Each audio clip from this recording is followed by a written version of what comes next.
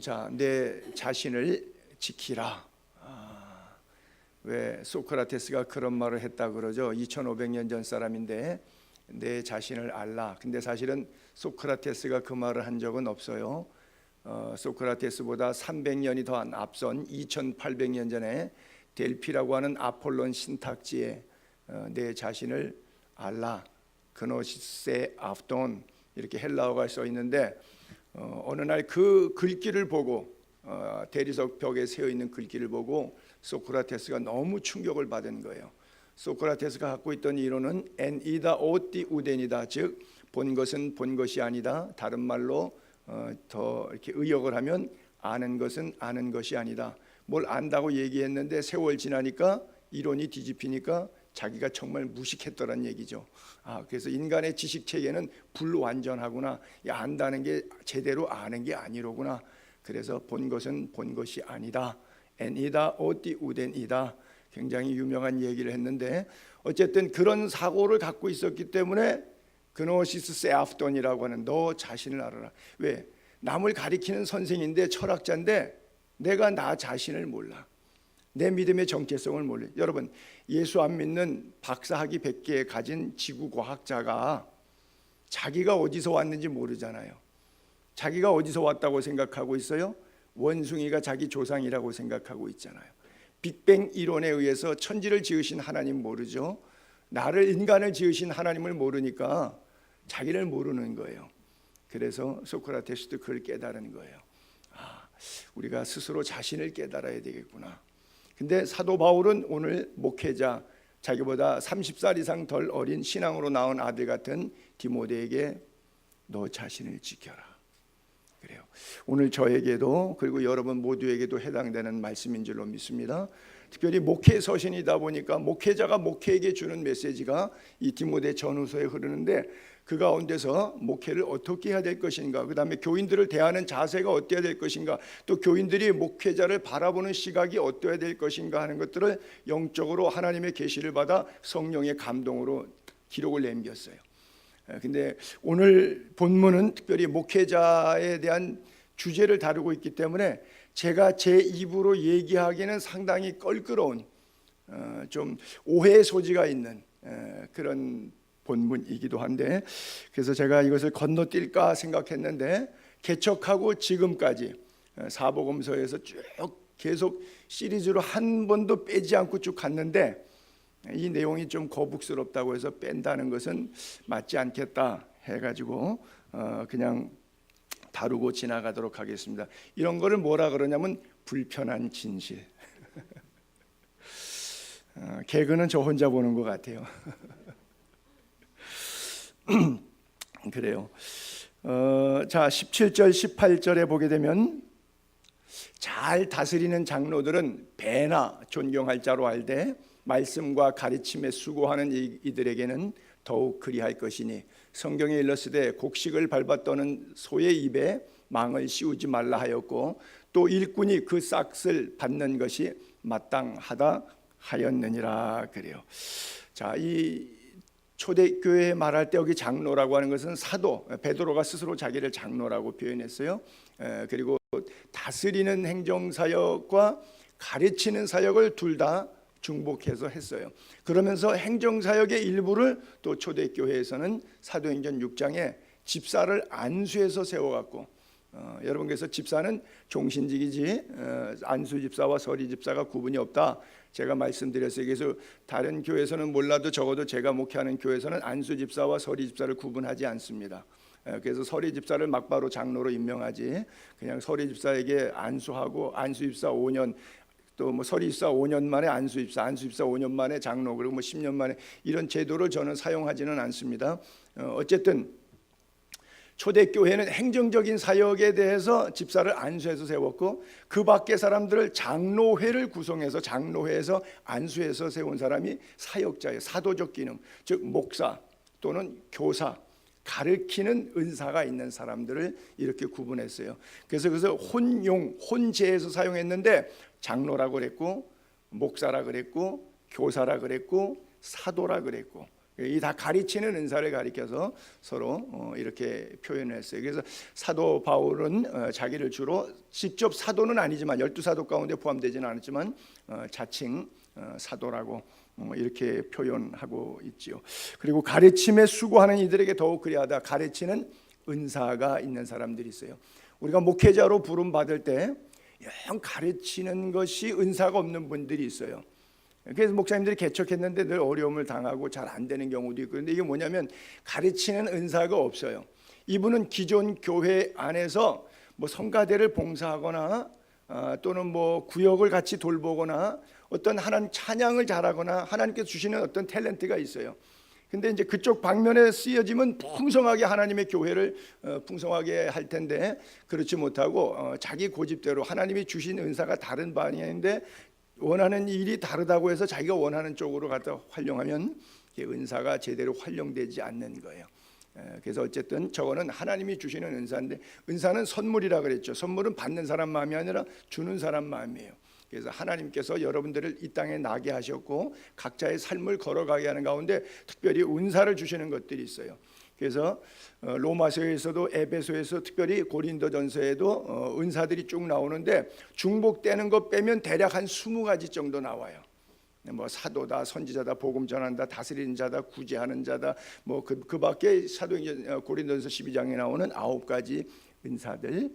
근데 그 은사들이 지금의 활성화가 되고 있는 것들도 있고 그렇지 않은 것들도 있고 신학적으로 다소 갑론을박이 되고 있는데, 여러분 하나님께 묻고 내 은사가 무엇인가, 그리고 그 은사를 잘 활용하면 좋겠어요. 어쨌든 오늘 이 시대에도 목회자로 부름받아 가르치는 데 수고하고 또 다스리는 그런 역할하는 장로들이 있어요. 오늘 본문 저 9절 18절 17절 18절을 그냥 쉽게 말하면, 여러분 목회자에게 잘하세요. 그냥 쉽게 말하면 그 말입니다. 굉장히 제가 말하기가 어렵죠, 그렇죠? 여러분 최선을 다해서 목사님을 섬기십시오. 단 하나님의 사람이냐 사람의 사람이냐는 여러분들이 구분하셔서 하나님의 사람이라고 하는 검증 과정이 있다 그러면 그분을 잘 섬기고 존경하시고 따르십시오. 그러나 앞만 봐도 하나님의 사람은 아니야, 싹군 목사야 라고 생각하면 절대 안 따르셔도 됩니다. 오히려 대접이 아니라 대적하십시오. 그게 여러분이 하나님에게 주신 은혜입니다. 그래서 내가 목회자를 존경하고 따르는 것은 100% 기정사실이고 성경이 가리키고 있는데, 내 앞에 있는 그 친구가 대접할 친구냐 대적할 친구냐, 이것은 여러분들이 기도하는 가운데 영적으로 하나님의 분별의 은사를 받아서 여러분들이 나름대로 신앙생활을 하시면 될 거예요. 근데 저는 이렇게 생각하죠. 모든 목사들은 저를 포함해서 이렇게 해요. 나는 대접받을 수준 있는 목사라고 생각을 하죠. 왜? 인간은 누구나 다 교만하니까 자기가 괜찮은 사람이라고 생각해. 뭐 도둑놈도 정신없는 그 사람들도 전부 다 자기가 괜찮다고 생각하지, 자기가 괜찮다고 생각하지 않는 사람은 별로 없을 거예요. 그래서 자기 스스로 좋은 목사라고 이렇게 생각을 하죠. 그러면 그건 내 생각이에요. 하나님이 나를 보실 때는 대적할 싹군 목사로 보실 거예요. 이것은 제가 뭐 말장난이나 겸손을 가장한 그 솔직한 그런 표현은 아니고요. 나는 나를 속일 수 있어요. 스스로를 속일 수 있어요. 그리고 여러분을 속일 수 있어요. 근데 내가 하나님은 못 속이잖아요. 그렇잖아요. 그래서 나는 자의식 속에 이렇게 아주 엄하게 얘기할게요. 여러분들보다는 나아요. 내가 예수 믿는 게. 적어도 나만큼만 믿으세요 라고 말할 정도로 교만해요. 그런데 하나님 앞에서 볼 때는 나도 싹군 목사일 거라고 하는 100% 확신을 성경적으로 갖고 있어요. 그래요. 목사는 딱 둘 중에 하나입니다. 선한 목자이든지 싹군 목자이든지, 중간 목자는 없습니다. 자, 싹군 목자와 선한 목자 이야기가 요한복음 10장에 나오니까 올려볼게요. 나는 선한 목자라. 나는 내 양을 알고 양도 나를 아는 것. 목회자와 성도 사이의 어떤 릴레이션십, 관계를 얘기하고 있죠. 서로를 잘 아는 관계이죠. 추상적으로 알고 있는 것 아니고 속사람을 서로 알고 있는 관계. 이게 진짜 좋은 관계고 목자와 양의 관계죠. 우리가 아는 것은 지식적으로 추상적으로 아, 그 사람 그런 사람이야, 아무개 집사 그런 사람이야, 아무개 목사 이런 사람이야, 그렇죠? 그렇게 안다는 게 아니에요. 성경에 말하는 안다는 뭐라 그랬죠? 부부지간의 성행위를 상징한다 그랬죠, 그렇죠? 끝까지 다 아는 거를 안다고 말하는 거예요. 내 양을 알고 양도 나를 아는 것 자체. 마치 그 관계를 또 이렇게 비유하죠. 하나님하고 예수님하고, 하나님 아버지하고 예수님하고, 아버지께서 나를 아시고 내가 아버지를 아는 것 같이 삼위일체니까 피할 수 없는 알미죠. 목회자와 성도 사이가 그렇게 안 되는 관계예요. 아버지가 아들을 알고 아들이 아버지를 알고, 하나님 아버지와 예수 그리스도의 관계에 서로 삼위일체성과 같이 아는 관계. 그러니까 결국은 한 목숨이에요. 부부 일체인 것처럼 양을 위하여 목숨을 버리노라. 이게 선한 목자입니다. 싹군 목자는 어떤 거예요? 양도 제 양이 아니에요. 위험하면 손 떼어요. 이리가 오는 양 버리고 달아나요. 이리가 양을 물어가요. 그래서 성도들이 이리저리 끌려다니면서 정말 쓸데없는 얘기 들어가면서 영혼이 파리하게 죽어가요. 근데 I don't care, 상관없어요. 그들이 죽던 가서 신앙생활 개판하던 뭐 나하고 상관없어요, 그렇죠? 나는 그의 양도 아니고 그의 내 목자도 아니고. 왜? 우린 서로 싹군 사이니까. 그래서 이리가 양을 물어가고 해쳐요. 근데 I don't care, 달아나는 것은 그가 싹군인 까닭에 양을 돌보지 아니함이나 그래요. 자, 그래서 싹군 목자와 선한 목자의 성경적 비유가 정확하게 있어요. 이게 듣기 싫던 좋던 성경입니다. 무슨 말씀이냐? 100% 진실이라고 하는 거예요. 그래서 제가 이 성경 본문에서 나를 거울로 비춰보니까 싹군 목사라고 하는 이야기죠. 싹군 목사에게도 고민은 있습니다. 왜? 수준도 안 되는, 백날 가르쳐도 사람 안 되는 인간 붙잡고 울고 그들 위해 기도해주는 내 신세가 처량하다. 이게 싹군 목자의 변입니다. 한국 교회 현 주소 분위기는 그런 거죠. 목사에게 요구되는 수준이 있습니다. 지식 수준, 상당히 목사들은 MDB 과정까지 했으니까 최소한도 대학 4년, 대학원 3년에서 신학을 7년 공부한 사람입니다. 그리고 목사 안수되기까지 전도사로서의 과정이 4년 내지 5년의 목회 실습 과정을 써 목사가 되는데 최소 10년에서 12년의 세월이 걸려요. 그것도 유예기간 중간에 들어가 있으면은 어떤 사람은 정말 신학교 들어가서 15년 차의 목사가 돼요. 여러분, 무슨 일을 막노동을 시켜서 수습 사원으로 들어가도 견습 기간을 통해서 기능직 되는 데까지 10년도 안 걸려요. 그런데 10년 이상 걸리고 15년까지 걸려서 목사 돼도요, 알빵빵해요. 알기는 뭘 알아요? 자기도 모르는데. 그런데 자기 영혼도 컨트롤 못하는 인간이 성도들의 영혼을 컨트롤한다. 현실적으로 어려운 이야기죠. 그러니까 교인들의 요구가 맞아요. 뭐예요? 지식적 수준이 상당히 있기를 원해요. 우리 목사님 적어도 박사학위 정도는 있으셔야지. 적어도 뭐 세계를 섭렵할 정도의 머리에 갖고 있는 어떤 역사적, 문화적, 세계적 뭐 이런 인지도가 조금 있으셔야지. 다른 목회자들에게 우리 목사님 물어봐도 아, 그 목사님 누구 하고 알 정도의 인지도도 있어야지. 뭐 영적 수준, 뭐 성경을 통달하고 있어야지. 경건한 거, 돈 쓰는 거, 시간 쓰는 거 우리 목사님 거의 신의 경지에 있어야지. 이러고 다 목사에게 완벽한 것을 요구하는데 손영삼을 듣다 보니까 너무 흠이 많거든요. 너무 문제가 많거든요.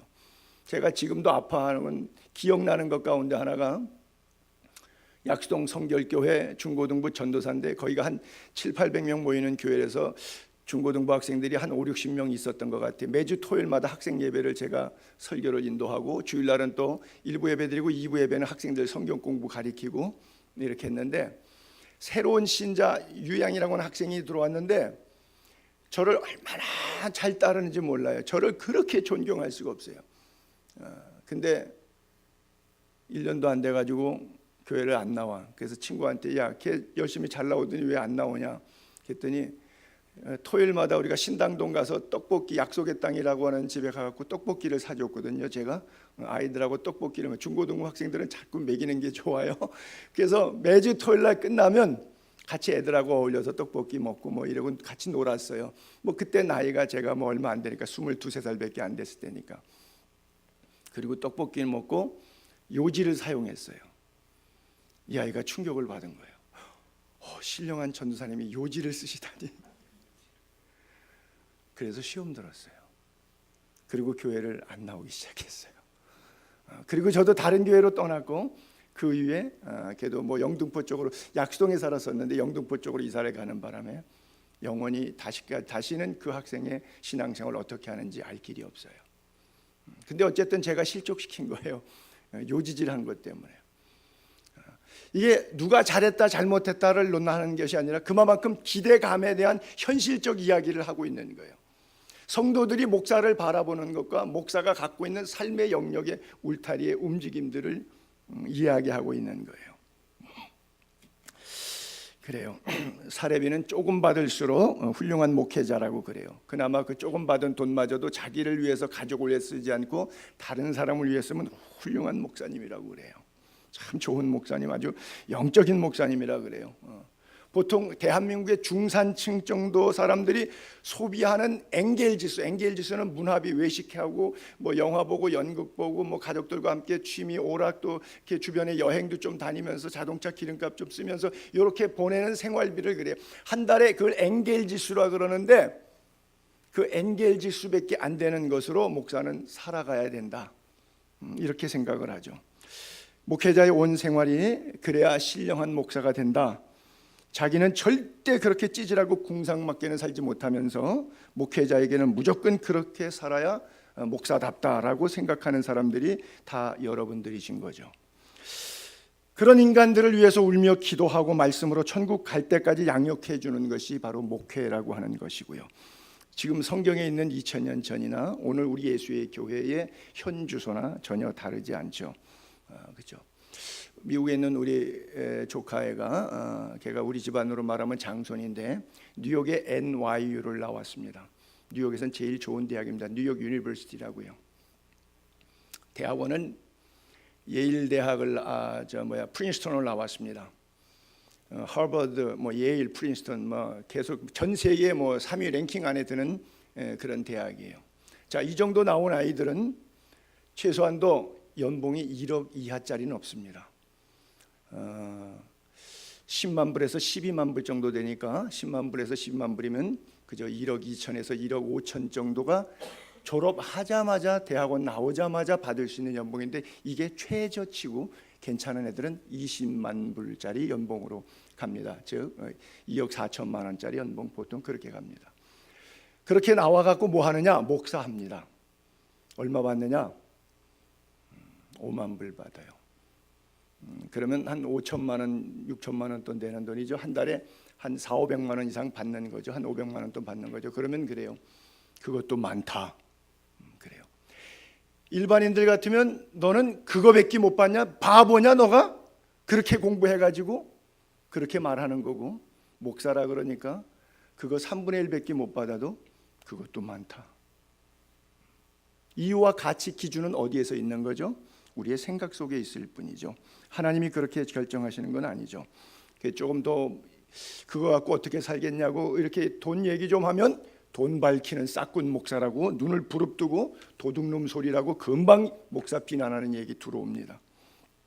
그러면 한 번뿐이 없는 일생인데 왜 굳이 그 길을 가냐는, 그 길 안 가면 되잖아요.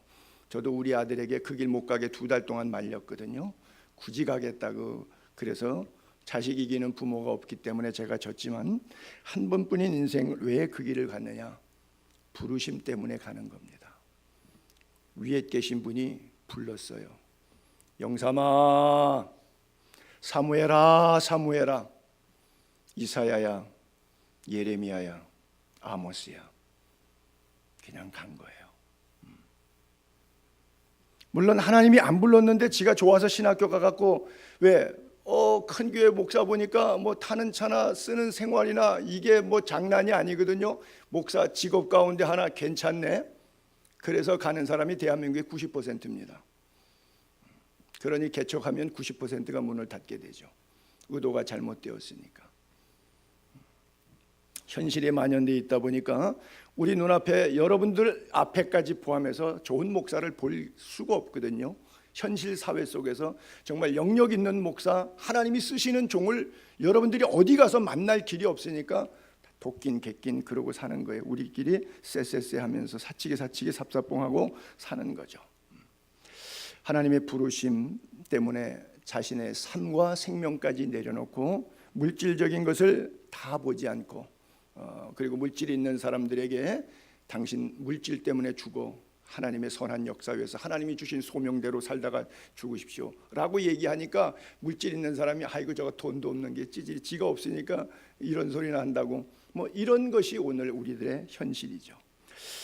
여기서 우리가 부름받은 종들에 대해서 성도들이 한 가지 오해하지 말아야 될 것이 있습니다. 저분들은 부름받았기 때문에 그렇게 살아야 돼라고 생각하지 마십시오. 왜냐하면 하나님이 부르셨지 여러분들이 부른 것이 아니라는 거예요. 목회자가 생명을 하나님께 드렸지 여러분께 드리지 않은 거예요. 그러나 그 하나님께 드린 표현을 위해서 양을 위하여 생명 걸고 목회하는 목사가 간혹 있을 뿐입니다. 그래서 여러분들이 목회자에 대해서 함부로 대하지 않게 되기를 바랍니다. 배나 존경할 자로 여기시기를 바랍니다. 갈라디아서 6장 6절을 볼게요. 가르침을 받는 자는 여러분들이죠. 말씀을 가르치는 자와 저죠. 모든 좋은 것을 함께하라. 맛있는 거 있으면 좀 나눠 먹읍시다. 멋있는 데 있으면 좀 같이 가서 즐깁시다. 단풍 구경도 하고 조금 있으면 이제 벚꽃놀이 가겠네요. 여러분 마음껏 진심으로 주의 종을 대접하십시오. 그리고 하나님의 나라와 하나님의 의를 위해 마음껏 사용할 수 있도록 풍족하게 살해하십시오. 어떤 사람들은 그러죠. 목사는 배부르면 안 돼. 왜 이런 생각하는 줄 아십니까? 자기가 돈 있으니까 그 돈 갖고 딴짓하게 되더라는 거죠. 가난하고 힘들었을 때는 하나님 나 돈 주시면 정말 멋있게 살겠다고 했는데 손에 쥐어지니까 뭐 갑질하고 오락하고 죄짓고 방탕하고 타락하고 그래 보니까 야 돈이라는 게 이런 힘이 있는 거로구나. 이런 거 목사가 가지면 큰일 나겠구나. 절대 안 돼 목사는. 도둑놈 눈에는 모든 사람이 다 도둑놈으로 보이고요. 착한 사람 눈에는 모든 사람이 다 착한 사람으로 보이는 거예요. 성경 그래서 본문은 말하고 있어요. 곡식을 밟아 떠는 소의 입에 망을 씌우지 말라. 또 일꾼이 그 싹을 받는 것이 마땅하다 그래요. 여러분 히브리서 13장 17절을 볼게요. 너희를 인도하는 자들에게 즉 목회자죠. 순종하고 복종하라. 그들은 왜냐하면 너희 영혼을 위하여 경성하기를 자신들이 청산할 자인 것 같지 않으니라. 그들로 하여금 즐거움으로 이것을 하게 하고 근심으로 하게 하지 말라. 그렇지 않으면 너희에게 유익이 없느니라. 굉장히 제가 읽어도 공갈 협박 같은 겁박스러운 그런 성경 구절 같아요. 목회자에게 순종하고 복종해서 교인들이 너무 말 잘 듣고 잘 섬기는구나, 참 이쁘다, 행복하다, 내가 목사 되기를 얼마나 잘했는지 모르겠다, 즐거워서 기쁨을 해야 되는데 성도들 때문에 스트레스 받고 근심하고 염려하고 이걸 내일 사표내나 오늘 사표내나 교인들이 유익이 없어요. 신앙생활에 기쁨이 없어요. 피차에 메말라가는 거예요. 절대 여러분 한 가지 내가 개인적으로 부탁하는 것은 집에 돌아가셔서 목사가 기분이 나쁘셔도 자녀들 앞에 또 부부 사이에 교회 문제로 싸우거나 목회자 비난하지 않게 되기를 바랍니다. 그냥 조용히 교회를 떠나시면 돼요. 왜냐하면 영적인 유익이 없고 백해무익하기 때문에 교회를 비난하거나 왜 싹군 목사니까 비난받는 거 당연해요. 그렇기 때문에 비난받는 거는 좋은데 그것 때문에 부부싸움하거나 애들 앞에서 듣는데 목사 욕하면 아이들이 어렸을 때부터 자랄 때 우리 부모님은 교회를 다니는데 목회관이, 목사관이, 교회관이 이러신 분이구나 라고 하는 것이 어렸을 때 딱 들으면 이 아이가 신앙생활하는데 도움이 되겠어요? 안 되겠어요? 안 돼요. 절대 안 돼요. 그래서 절대 하지 않게 되기를 바랍니다. 목사님이 즐겁게 목회할 수 있도록 뒷받침하게 되기를 바랍니다. 사도 바울은 참 훌륭한 사람이죠. 교회 뵙기 생각하는 그가 당하는 여러 가지 환난 역경 어려움이 있어도 머릿속에는 교회 뵙기 없지 그가 당하는 어려움은 상상을 안 합니다. 자, 바울의 이야기를 조금 쭉 고린도 교회에 있었던 편지를 제가 읽을게요. 고린도후서 11장 24절에 보면 유대인들에게 40에서 하나님 매 5번 맞고 3번 태장으로 맞고 1번 돌에 맞고 3번 파선하고 일주일 깊은 바다에 지내고 여러 번 여행하면서 강의 위험, 강도 위험, 동족의 위험, 이방인의 위험, 신의 위험, 광야 위험, 바다 위험, 거짓 형제 중에 위험을 당하고 또 수고하고 애쓰고 여러 번 자지 못하고 줄이고 목마르고 여러 번 굶고 춥고 헐벗었노라. 그러나 괜찮아. 그러나 목회하면서 이렇게 힘든 건 괜찮아. 이건 고사하고 아직도 날마다 내 속에 눌리는 일이 있는데 뭐가 진짜 나를 힘들게 하느냐? 모든 교회를 위하여 염려, 성도님들 걱정하는 거야. 여기 교회는 건물을 걱정하는 게 아니에요. 이번에 내가 건물 샀는데 이거 누가 별 안팎에다가 애들이 낙서하고 발로 차고 오줌 싸면 어떡하지? 이런 거 걱정했다는 게 아니에요. 모든 교회를 위하여 염려했다는 것은 영혼을 위해 염려한 거예요. 자, 또 고린도후서 12장 1절부터 보게 되면 무익하나마 부득불 자랑한다. 주의 환상과 주의 계시를 말한다. 내가 그리스도 안에 있는 한 사람을 아노니, 자기를 가리키는 거. 14년 전에 셋째 하늘에 이끌려간 자, 몸 안에 있었는지 몸 밖에 있는지 나는 모르거니와 하나님은 아신다. 그가 낙원으로 파라다이스까지, 영적 세계 끝까지, 셋째 하늘까지 올라가서 말로 표현할 수 없는 말을 들었으니 이거를 간증을 못하겠다. 내가 천국을 갔다 왔는데 내가 이거 간증을 할 수가 없다. 자, 바울은 육체적으로 복음을 위해서 당한 환난, 그것은 힘들지 않았어요. 뭐 사렙이 없다고, 뭐 사렙이 작다고, 뭐 이런 지저분한 얘기 안 했어요. 그리고 복음 때문에 억울한 일을 많이 당했는데도 그런 거는 괜찮아요. 육체적으로 피곤했는데, 육체적으로 떨며 두려움에 빠졌는데 괜찮아요. 그냥 여러분들 예수만 잘 믿었으면 좋겠어. 여러분들의 신앙생활이 행복했으면 좋겠어. 그거 하나가 바울의 온통 염려투성이었어요. 그리고도 또 바울은 영적으로 얼마나 훌륭했냐?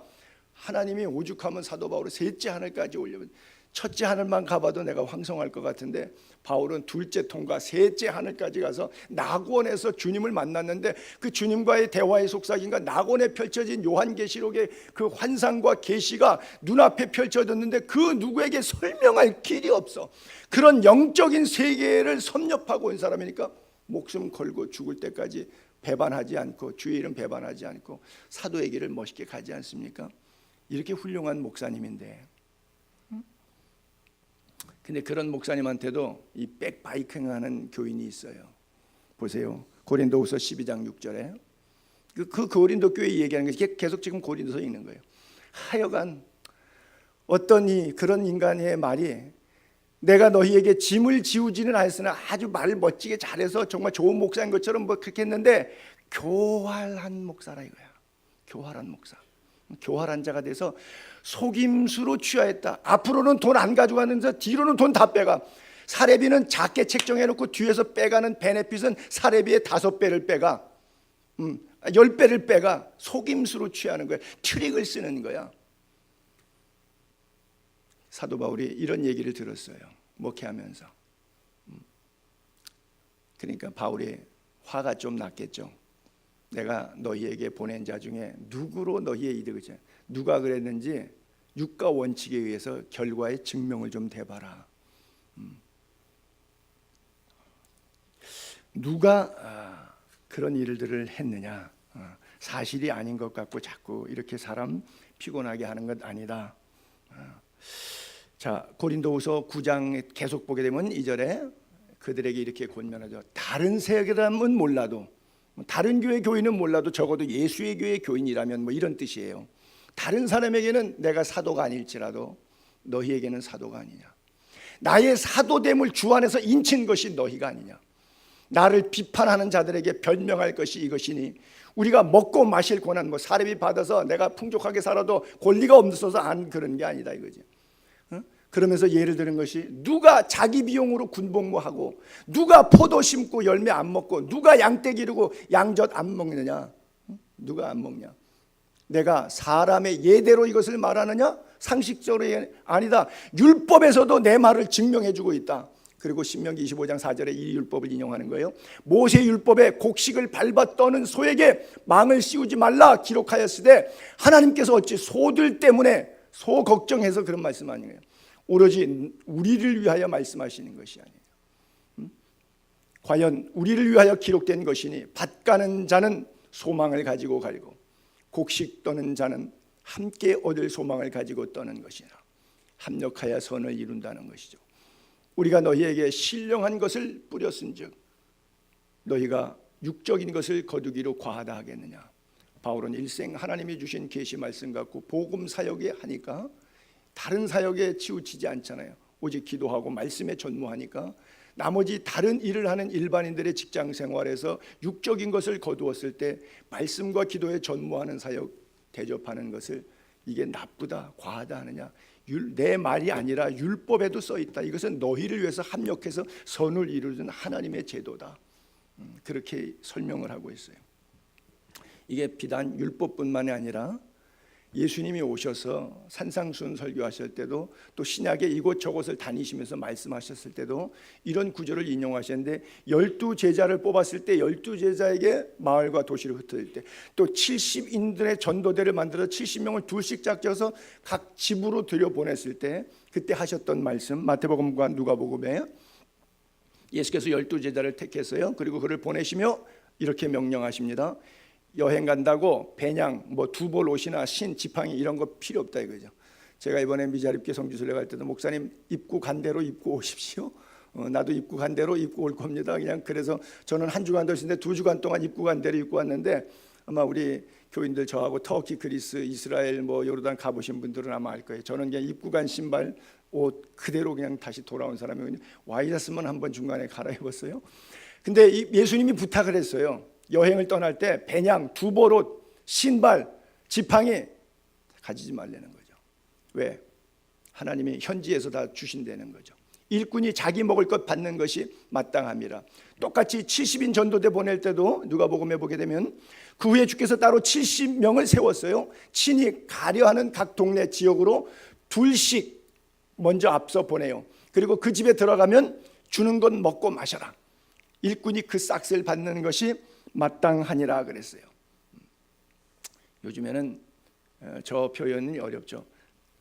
벨 눌러도 문 안 열어주니까 아파트 시스템이 돼가지고 주거 형편에 노방전도 축호전도가 아주 어려운 사람인데 예전에는 그게 가능했겠죠. 제가 AFC의 단기 선교팀들이 1년에 제가 한 두세 팀씩 이렇게 받으니까 23년 동안 뭐 거의 50팀 가까이 여름마다 대학생들 뭐 선교 지망생들 뭐 신학생들 이렇게 팀 받았는데 노방전도 흩어내요. 그럼 이왕이면 성지 순례하면서 노방전도가 이거 베레아 지역에 갔을 때 거기서 이제 성지 가이드하고 설명하고 나서 흩은 거예요. 1시간 뒤에 다시 이 장소에서 만나는 거라고. 어느 집반도 들어가서 벨 누르고 들어가서 전도하고 말이 되든 안 되든 영어 전도지 가지고 들어가서 하라고. 그리고 갔다 와서 보고회하고 잠깐 기도회하고 또 그 다음 지역으로 이렇게 하루에 한 지역씩 이렇게 옮겨 다녔거든요. 근데 베리아 지역에서 어떤 친구는 그 당시 드라크마인데 1000드라크마를 용돈을 받아왔어요. 일꾼이 재 먹는 게 옳다 그래서 그 양반 막 그리스도인 가정에 들어갔나 봐. 그래갖고 아주 식사 대접 잘 받고 뭐 거기에 스윗한 거 단 거 하고 음료수랑 이런 거 잘 대접받고 그리고 돈까지 가서 노비돈 쓰라고 차비 쓰라고 돈까지 받았고 나왔다 그래요. 제가 그래서 깜짝 놀랐어요. 야, 지금도 이런 역사가 일어나긴 일어나는구나. 할렐루야. 주님이 말씀하셨어요. 일꾼이 그 싹스를 받는 것이 마땅하니라. 우리 AFC에 루마니아 선교사가 있었는데 IMF 때 저도 IMF 때 선교 후원이 많이 중단됐거든요. 교회들이 어려우니까 달러가 그때 거의 1000대 1이 아니라 2000대 1 정도로 올라갈 정도로 97년도인가요? 하여간 IMF 때 어려움이 많이 왔어요. 그때 우리 같이 있던 소속의 루마니아 선교사가 자기 교회가 건축하다가 어려움을 당해서 선교 후원 중단했기 때문에 들어오라 그런다고 더 이상 선교비 못 준다고 들어가야 된다 그러더라고요. 그래서 내가 했어요.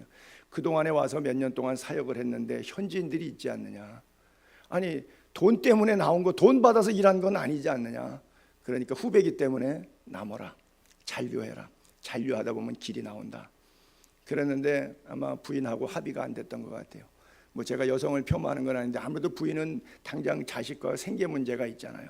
여보 이러다간 우리 여기서 아무도 모르는데 친인척도 없고 동기 하나 없는데 어떻게 하냐고. 그래도 가야지 되지 않겠냐고. 당신이 가서 어느 교회 부교육자라도 이렇게 사역을 해야 되지 않겠냐고. 뭐 이래가지고 그냥 철수했어요. 제가 굉장히 강력하게 말렸는데 그 이후는 교제가 끊어져서 그 친구가 어떻게 살고 있는지는 모르겠어요. 여러분, 저는 그렇게 생각하거든요. 집시촌에 남아있다가 돈이 없으면 내가 집시를 먹이는 게 아니라 집시가 나를 먹일 거예요. 믿습니까? 하나님의 원리는 그거예요. 하나님의 원리는 그래요. 엘리야를 먹이신 하나님, 까마귀를 통해서 떡을 물어다 주잖아요. 그렇잖아요? 시냇가에서 3년 6개월 동안 살게 하는데 까마귀는 그러다가 시냇물 마저 말라버리니까 시돈 땅 사렙다 과부의 집에 가는데 마지막 기름, 마지막 밀가루, 그거 먹게 하지 않습니까? 제가 그 구절을 읽을 때마다 나는 그렇게 생각해요. 나는 사렙다 과부하고 아들 주지, 고아와 과부를 주지, 내가 어떻게 그 떡을 먹냐? 그렇잖아요. 젊은 목사의 자존심이 있지, 아니면 과부하고 고아하고 지금 둘이 남아서 떼끼 떨어져서 마지막 식사끼니인데 그걸 여러분 같으면 여러분이 잡수시겠어요? 여러분이 목사이든 아니든 간에 젊은 남자가 먹겠어요? 고아와 과부를 먹으라고 놓겠어요? 참 자존심 상하는 거죠. 목회하다 보면 정말 자존심 상할 때 많죠. 근데 그걸 먹어야 하나님의 사람이라는 거죠. 그걸 먹음을 통해서 하나님은 일하신다는 것이죠. 그렇죠? 우리는 그래서 세상 살면서 우리가 갖고 있는 세상적인 삶의 가치와 너무나 다른 하나님의 길, 하나님의 사람에 가는 모습들을 봅니다. 19절로 20절에 보게 되면 장로에 대한 고발은 두세 증인이 없으면 받지 말라. 범죄한 자들 모든 사람 앞에 꾸짖어라. 그래서 나머지 사람들 괜히 그거 보고 마음 약해서 죄 짓지 않도록 그렇게 만들어줘라 그러죠. 장로에 대한 고발, 즉 목회자에 대한 고소 고발, 이건 뭐 현대교회가 너무나 많이 전임자 후임자 사이에 뭐 어떤 교회는 목사님이 교회 돈이 너무 뭐 수억을 횡령했다 그래갖고 280명이 연서명해갖고 경찰에 고발해서 그 목사님이 8개월 징역형을 맞았는데 그래도 집행유예로 교도소 생활은 안 했지만 이런 일들이 재산 분쟁 때문에 돈 때문에 아니 교회 돈이 있으면 얼마나 좋아요. 그렇죠? 뭐 수십억이 있으면 얼마나 좋아요. 하나님의 영광 위해서 생명 살리면서 얼마나 많이 귀하게 쓰겠어요. 근데 그 돈 때문에 교인들이 연서명하고 목사가 법원에 끌려가고 고소당하고 옛날 말로 하면 신혼주에 빨간 줄 가고 아니 이해할 수 없는 일들이죠. 근데 사탄은 이런 일들을 합니다. 성도의 마음을 통해서도 목회자의 마음을 통해서도 뭐 저도 뭐 아시다시피 선교헌금 안 준다고 고소고발 경찰에 고소고발 당하고 뭐 형사 안 되니까 또 민사로 법원에 소송을 당하고 뭐 이런 일들이 여러분 사탄이라고 하는 뜻은 사다나스라고 하는 헬라어는 영어의 세이탄 사탄이라고 한국말로 그대로 갖고 있는데 마귀라고 하고도 번역을 한자로도 하는데 직역하면 고소, 참소, 참소자라는 뜻이에요. 그래서 여러분 그리스도인들은 절대 소극적인 방어만 고소를 걸어오면 뭐 걸렸으니까 법원은 가야 되겠죠. 자기 입장에서 변호만 소극적인 변호만 하되 절대 상대를 무고죄로 또 명예훼손죄로 맞고소하는 거 이것은 제가 볼 때 바람직하지 않다 이렇게 생각하고 목회자는 명예가 없습니다. 그러니까 명예훼손죄가 목사들 사이에서는 성립이 안 된다. 여러분 꼭 그렇게 기억하면 좋겠어요. 여러분들 주변에도 목회자 있을 수 있고 여러분들 자녀 가운데도 목회자 나올 수 있는데 목회자는 명예가 없는 거예요. 이름 없이 빛도 없이. 그렇죠? 없다 그랬는데 없는데 뭐가 훼손돼요? 명예훼손이라는 것은 명예가 훼손됐다는 건데 명예가 없잖아요. 목사는 그 훼손될 게 없는데 뭘 훼손시켰다는 거예요? 말이 안 돼. 법적으로 성립이 안 돼요. 그렇죠? 그래서 절대 이 세이탄, 사타나스라고 하는 고소, 고발이라고 하는 것은 사탄의 단어예요. 하나님께서 사탄을 지칭하실 때 야 이 참소자야 이렇게 불러서 사타나스 원어로 그렇게 불렀어요. 야 이 고소자야. 율법이 우리를 계속 고소하잖아요. 우리가 은혜 안에 십자가의 구속의 피로 예수 그리스도의 피로 구원받았는데 사탄은 계속 과거의 나의 죄 때문에 발목 잡으면서 자꾸 율법은 나를 마음속에 괴롭힘을 주잖아요. 끊어버리세요. 은혜 안에 자유함을 가지세요. 이제 십자가로 구속함을 얻었어요. 이전 것은 지나갔으니 보라 새 것이 되었도다. 동이 서에서 먼 것처럼 죄가를 옮기시고 흰눈보다 더이게 양털보다 더이게 주홍같이 붉은 우리들의 죄를 말끔히 씻으신다고 말씀하셨어요. 주님도 기억하지 않는데 왜 자기가 혼자 기억해갖고 이렇게 힘들게 사냐고요. 자유하시길 바랍니다. 진리는 너희를 자유케 하리라. 그렇죠? 그래서 우리가 서로 진리 안에 참된 자유함을 얻었기 때문에 다른 사람을 넉넉히 받아들이는 은혜가 있게 되기를 바라고요. 늘 율법 사용 설명서라 그래서 제가 말씀드린 것처럼 성경은 나에게는 스트릭하게 적용하고 상대방에게는 플렉시블하게 열어주는데 사용되어야 된다라고 하는 것이죠. 그리고 범죄한 자들을 모든 사람 앞에 꾸짖으라 그랬는데 사실 저게 권징입니다. 나이가 연소하니까 에베소 교회 목회하면서 디모데가 말빨이 잘 안 쓸 수가 있죠. 영적인 권위가. 근데 범죄한 사람들 보면 당신 그렇게 하면 안 되죠. 교회에서 그 꾸짖어야 되는데 그래야지 다른 사람이 보고 두려워하게 그러면 안 되겠구나 이렇게 고치는데 말을 못 하는 거예요. 교인 잃을까 봐. 또 뭐 문제 있을까 봐. 가능한 한 자꾸 이야기하면 곤란하겠다. 그래서 아무 말 안 하는 거예요. 이게 왜? 권징이 불가능한 시대예요. 여러분 예를 들어서 가정 같은 데도 그렇잖아요. 지금 핵가족 된 다음에 많이 무너졌잖아요. 7, 8살 돼도 부모가 져요. 애들이 이긴다고요. 근데 애들한테 지고도 가정교육이 다 무너졌는데 아이들이 무례하기가 짝이 없는데 그걸 똑똑하다고 그래갖고 교훈을 하질 않아요. 애 기죽이지 않겠다고.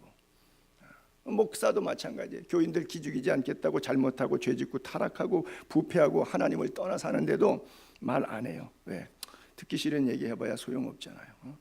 심지어 교회 안에 뭐 별일이 다 있는데 이런 일들도 있었어요. 고린도 교회가 항상 문제의 교회죠. 고린도전서 5장 1절에 보게 되면 너희 중에 고린도 교회 교인들 중에 심지어 음행이 있다 함을 들은 것이라. 그런 음행은 이방인 중에도 없는 것인데 누가 그 아버지의 아내 서모지 아버지의 첩을 취하였다 하는도다.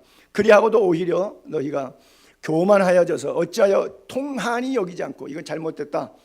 그리고 권징하지 않고 그 일 행한 자를 너희 중에서 쫓아내지 아니하였느냐. 그리고면서 적은 누룩이 온 동이에 퍼지는 것을 알지 못하느냐. 그리고 또 계속 5장 9절 10절에 보게 되면 내가 너희에게 쓴 편지에 음행하는 자들을 사귀지 말라 하였거니와. 이 말은 이 세상에 음행하는 자들이나 탐하는 자들, 소교 뺏는 자들, 우상 숭배하는 자들 도무지 사귀지 말라 하는 것이니 만일 그러하려면 너희가 세상 밖으로 나가야 해. 그렇게 살려면 너희가 예수 믿지 말라. 교회 바깥으로 나가는 거예요. 세상 밖으로 나가라는 거예요. 그러니까 교회 안에 다니면서 주일날 성경책 끼고 거룩 와갖고 예배 드리는 척 하면서 그딴 짓 하지 말고 그럼 나오지 말고 세상에 푹 쩔어 살아. 여러분 예를 들어서 점 본다. 그러면 그건 귀신을 접하는 거예요. 여러분 신접하고 뭐 이렇게 그러니까 신년 운세 보고 뭐 점 보는 거 있잖아요. 여러분들은 죄예요. 그거 하지 마세요. 근데 안 믿는 사람에게는 무죄입니다. 안 믿는 사람에게는 무죄예요. 여러분에게는 유죄입니다. 여러분 도박하면 유죄예요. 근데 안 믿는 사람 도박하면 그건 게임이에요. 유죄 아닙니다. 예수 안 믿는 게 더 편하죠. 그러라는 거예요. 믿지 마세요. 만일 그러려면 너희가 세상 밖으로 나가야 할 것이 아니라 가서 죄의식 없이 사세요. 왜 여기 와서 자꾸 주일마다 힘든 소리 들어요? 들을 때마다 이게 깨름직하고 불편하고. 왜 하느냐? 여러분 죽을 거니까 제가 하는 거예요. 죽은 다음에 가는 나라가 있기 때문에. 이 땅의 삶이 다면은 여러분 마음대로 사시라 그러는데 내가 이런 얘기 안 할 필요도 없는데 왜 여러분한테 내가 잔소리 듣고 엄한 얼굴 붉히는 일을 할 필요 뭐가 있겠어요? 여러분 다 죽을 거니까. 그 다음의 세계가 있기 때문에 이 얘기하는 거예요. 그러니까 편하게 살려면 세상 밖으로 나가서 죄 짓는데 만약 안에 들어와 산다면 그러지 말라는 거예요. 자, 마지막 21절 마지막에 하는 21절 한번 얼른 지나갈게요. 하나님과 그리스도 예수와 택하심을 받은 천사들 앞에서 내가 엄히 명하노니 너는 편견 없이 이것들을 지켜 아무것도 불공평하게 하지 말라 그랬어요. 자, 잠언 17장 15절하고 18장 17절 볼게요. 이 세상은 어떤 세상이냐? 악인을 의롭다 하고 의인을 악하다. 이 두 사람은 다 여호와께 미움을 받느니라. 왜? 뇌물 먹으면 저렇게 되는 거예요. 송사에서는 먼저 온 사람이 말이 바른 것 같아요. 근데 그의 상대자가 와서 들어보니까 그게 아닌 거예요. 그래서 말이라고 하는 것이 상대방의 이야기를 쌍방을 다 들어봐야지 이게 안 그러면 편견하는 거예요. 근데 제가 목회하면서도 나는 편견 없이 공평하게 한다라고 생각해요.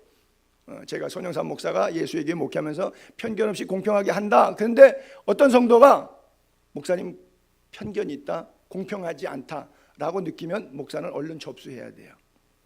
내 생각에 공평하게 했다고 했지만 상대가 불공평을 느꼈다면 그건 불공평인 거예요. 물론 악의를 가지고 모함하는 그런 케이스도 없지는 않아 있겠지만, 그러나 보편적으로 평등한 관계 속에서, 왜냐하면 사람의 감정은 자기 감정이지, 그렇잖아요. 성경은 아니잖아요. 그렇기 때문에 나는 나름대로 공평하게 편견 없이 했다고 하는데, 상대가 그렇게 느꼈다면 얼른 여러분들이 접수하시기 바랍니다. 저도 그렇게 할게요. 그래서 가능한 한 교회 안에서 공평하고 편견 없이 해야 되겠죠. 자, 22절 마지막 절이었죠. 아무에게나 경솔히 안수하지 말고 다른 사람 죄에 간섭하지 말고 내 자신을 지켜 정결하게 하라 그래요. 아무에게나 안수하지 말라는 것은 안수 기도도 포함될 수 있겠지만, 저기서는 임직을 얘기하는 거예요. 왜 교회 개척하다 보면은 사람이 없다 보니까 이 사람도 세우고 저 사람도 세우다 보니까 막 경솔히 임직을 한단 말이죠. 그러면 꼭 그 후에 꼭 교회가 사단이 나요. 분란스러워요. 문제가 있어요. 왜? 바울이 수도 없이 경험한 거예요. 그래서 가리키고, 이 디모데전서 4장 이전에 3장에 바로 그것이 장황하게 한 장 내내 설명했잖아요. 감독의 자격은 이렇고 집사의 자격은 이렇고, 그래서 감독의 자격에 대해서 15가지, 집사의 자격에 대해서 13가지 전체적으로 쫙 설명을 했잖아요. 가정 문제, 경제 문제, 신앙 문제, 영적 문제, 인간관계 문제, 대인관계, 모든 문제까지 굉장히 했잖아요. 그거 다 해서 새로 입견한 자도 말지나, 그리고 그래서 시험해 보고 흠이 없고 책망받을 만에 없는 사람을 세워라. 그래서 경솔하게 안수하지 말라 했어요. 어떤 목회자는 또 이렇게 자기가 구역 예배를 인도하면서 영빨 쓴다고 다들 눈 감고 기도할 때 돌아가면서 막 안수기도 해줘요. 막 이렇게. 그러니까 그 안수기도 받던 권사님이 막 아연질서, 나 저 목사 되게 싫은데 저 목사가 내 머리에 손을 왜 기도하는 거야? 그러니까 눈 감고 기도하는 중에 손이 와버리니까 그냥 이건 피할 수도 없고 막, 그런데 아주 막 죽겠다고 하는 거예요. 그 왜 그런 짓 하느냐? 내가 영빨 쓰겠다고 하는 거죠. 코드 인사 맞추겠다는 거죠. 이게 경솔히 안수하는 거죠. 부흥사들 부흥회 하게 되면 어떻게 해요? 사람은 많고 시간은 바쁘고 집회는 끝났는데 안수기도 해준다고 전날 별미헌금 갖고 오라고 약속은 큰 소리는 쳐놨는데 돈은 받아 챙겼는데 어떻게 할 거예요? 약속은 했으니까 목사가 거짓말 하셨고 다 무릎 꿇고 앉으라고, 자리 다 비우라고, 내가 지나갈 자리 다 비워놓으라고 그래놓고 그거는 탕탕탕탕탕탕탕 치고 지나가죠. 지가 퐁당퐁당이에요? 경솔히 안수하고. 너무 싹군 목사들이 많아요. 그렇죠? 한 영혼 한 영혼이 얼마나 소중한 건데 그렇게 지나칠 수 있어요? 한 영혼을 붙잡고 그 영혼의 생애 가운데 임하신 하나님께 기도할 때 그렇게 퐁당퐁당 지나가서 그걸 그렇게라도 기도받겠다고 기도원에서 머리 숙이고 앉아있는 여인네들은 당해도 싸요.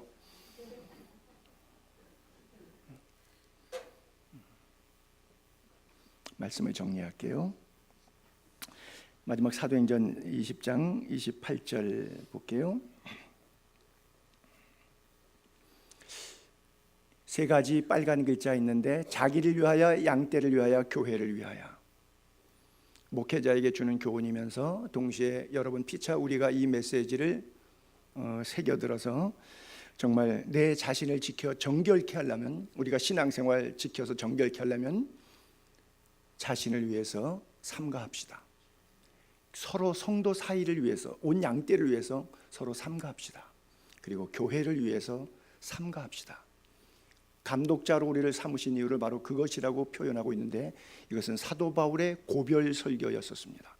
에베소 교회 목회 지도자들, 감독자들을 밀레토에 불러 모아놓고 나의 달려갈 길과 주께 받은 은혜의 소명 복음을 증거하는 일을 위하여 나의 생명을 조금도 귀한 것으로 여기지 않겠다. 저 28절 이 앞에 23절 24절에 그 이야기를 하고 끝에 결론적으로 바로 자기를 위해서, 양떼를 위해서, 교회를 위해서 셀프 컨트롤하자. 그래서 모쪼록 자신을 지켜 정결한 은혜가 우리 모두에게 있기를 주님의 이름으로 축복합니다. 기도하겠습니다.